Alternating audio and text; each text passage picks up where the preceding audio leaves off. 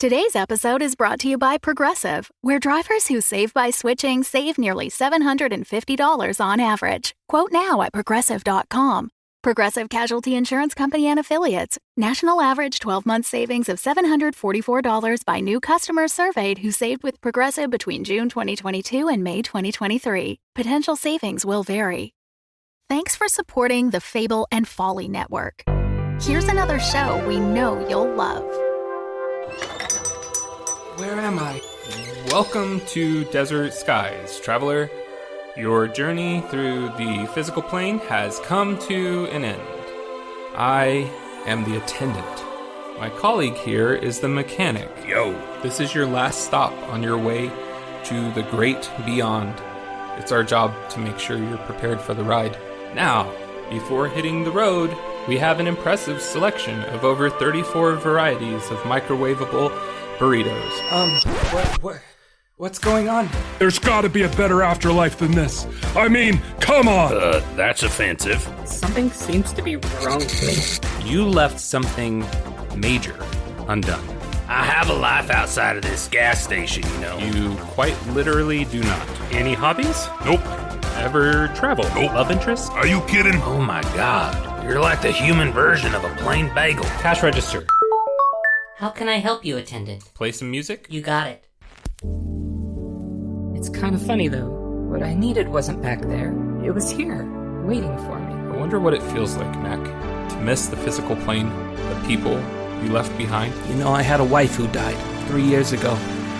Wish I could go back. No, you don't need to go back. You just need to be here. And a new traveler approaches. Ready, team? Ready. Attendant. Good. Let's do this. Find Desert Skies wherever you listen to podcasts.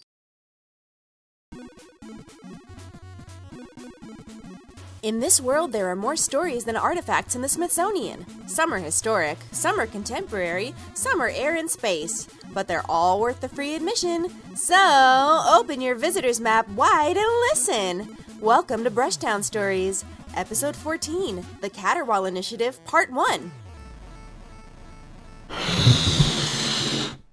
With a quick exhale of air, the balloon was filled and then twisted into the form of a dog. The assembled group laughed. But the laughter was cut short. "We must never forget what was done to us," the man holding the balloon doggy said. "We are victims." There were murmurs among the small group. It was a meeting of the Painted Panthers, a group of renegade clowns who were still fighting for the liberation of those sent to the ha-ha camps. These were some of the top representatives of their factions, and this meeting was long in the planning. An uneasy alliance was formed for a greater purpose. Squeaky Tiki, a Polynesian-themed clown, spoke up. "I'm concerned that we are not taking enough action to free our bozos and bozettes from internment." There was more arguing, until the balloon dog was popped, bringing everyone to attention. The man who popped the balloon dog, Laffy P. Amos, argued that patience was the best course for the time being. And that's when Presto the clown magician piped up. "Presto thinks there should be a change in leadership." The group then returned to arguing, but one of the clowns, Hee Hee, kept quiet. She just watched all the shouting. Finally, Tiki honked his bicycle horn and the group simmered down. "You've been quiet, Hee Hee," Tiki said. "What do you think?" "I think," Hee Hee said as she rose to her feet, "I think you're all under arrest." With that, Hee Hee ripped off her wig and revealed she was in fact FBI agent Samara Javadi. She had gone undercover when Hee Hee was caught in a dragnet outside the Chuckle Hut.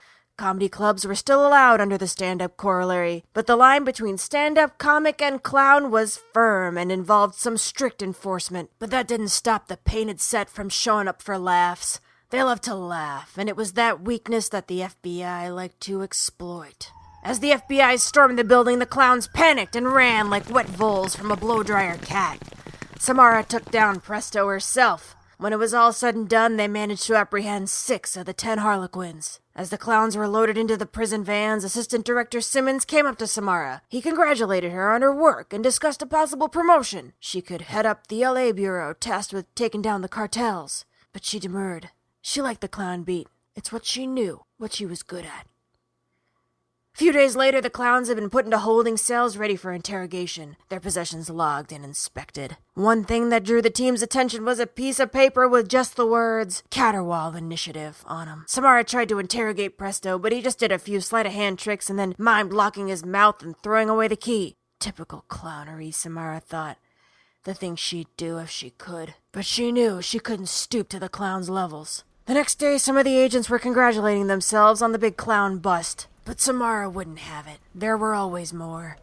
The world was their car, and there were always more and more cramming themselves inside. She scowled as she refilled her coffee mug. A bright yellow mug with the words, "World's Greatest Grandpa," printed in bold red letters. But today she didn't feel like the greatest grandpa, or even a great-grandpa. She barely felt adequate.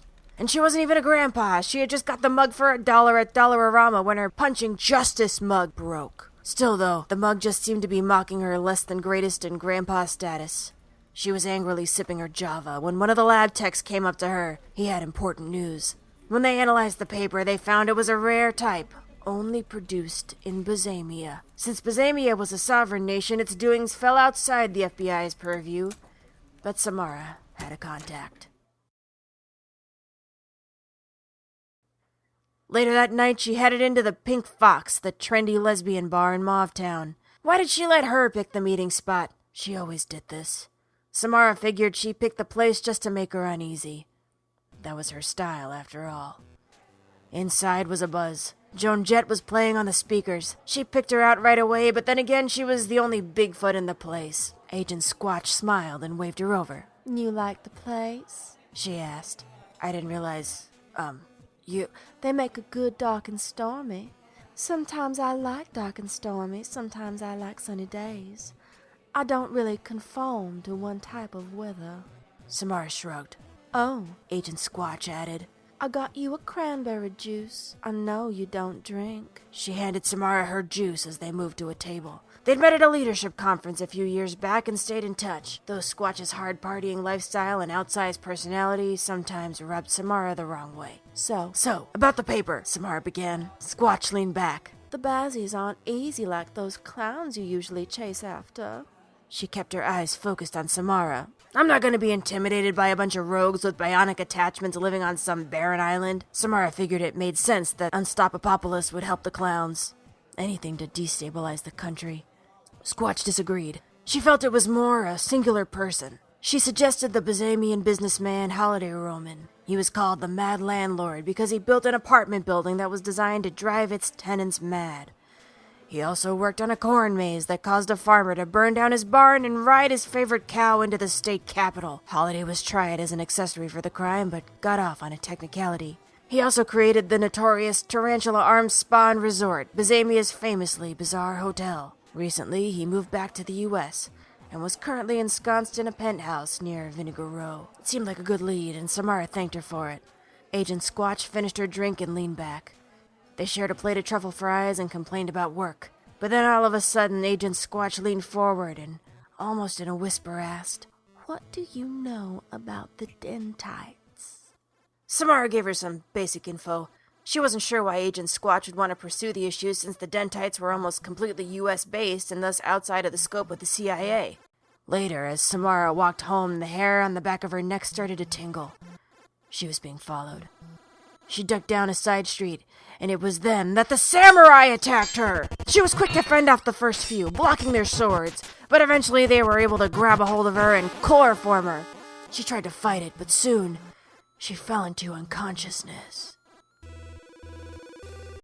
The Fable and Folly Network supports creators of exceptional audio stories, including the one you're listening to right now. If you love our shows, we want to hear from you. Complete our listener survey at fableandfolly.com/survey. This will help us learn more about you, what you like, what you'd like to hear more of, and how we can maintain an inclusive, safe atmosphere. As a thank you for your participation, we have extras and behind-the-scenes content from your favorite shows. Fans make the network what it is. Thanks for listening, and we can't wait to hear from you. Find our listener survey at fableandfolly.com/survey today. Looking to get out of the ads and back to the story?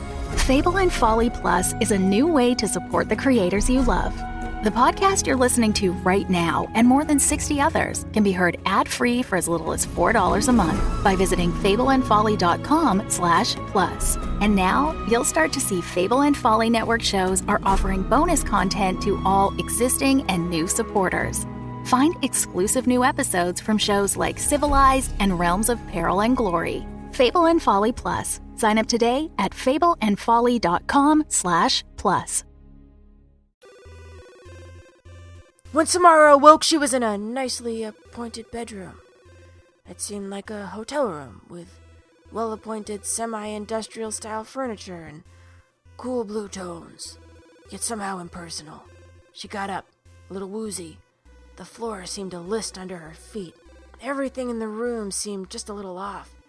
She had a pit in her stomach as she gripped the dresser. A wave of nausea and nervousness washed over her. She quickly grabbed the doorknob and pushed herself out of the room. She stumbled into a giant living room. Floor-to-ceiling windows looked out over the city. In a mid-century cream chair sat a man in a blue pinstripe suit. He smiled. Like the room, every item is slightly askew. From the desk to the bed, even the walls on the floor, creates a sense of existential dread. One of my own designs. Samara's head was still foggy, and she only managed to spit out, "Who?" The man ignored her. He hopped to his feet and walked over to a wet bar and made himself a drink. I'd offer you one, but I know you don't. Noble, if a bit prim. Sorry about the samurai. I wanted them to bring you willingly, but they are just so eager. Samurai, right? I considered ninjas, but everyone does ninjas. It's so 1980s, like acid-wash jeans or wine coolers. I did consider Mamluks or hoplites, but who can recognize a hoplite on sight? Maybe Dan Carlin, but I'm not interested in abducting him. Yet. Kidding. But please, Agent Javadi, sit. I've been a terrible host. Do have some of the pretzel nuggets on the table. They're dusted with a chili rub sold only to Frank Bennis and myself. Samara walked to a chair and plopped into it. She grabbed a few pretzel nuggets and ate. A bit of spice, a bit of salt. Solid, she thought. The man sat back down. He took a long sip of his drink. I'm Holiday Roman, and it's a true pleasure. Welcome to my nightmare house. BRUSHTOWN Stories is a Roy Gold production. It was written by Jonathan Goldberg with music by David Ariglieri. Samara Javadi is me, Melissa Lusk. Find out more about the show and cast at podmusical.com. Find out more about baseball, America's pastime, at your local library or down at the park. Baseball! A sport for those who are bored with real sports and those who like spitting. Who can forget baseball greats like George Brett, Cal Ripken Sr., Baby Ruth, and Cal Ripken Jr.? Baby Ruth? And who can remember baseball also-rans like Fenton Leroy Muscles Mole, who played for the Yankees from September 1st, 1949 to September 30th, 1949? Not me. Thanks for listening, and have a suntabulous bicuspid of a day. The Fable and Folly Network, where fiction producers flourish.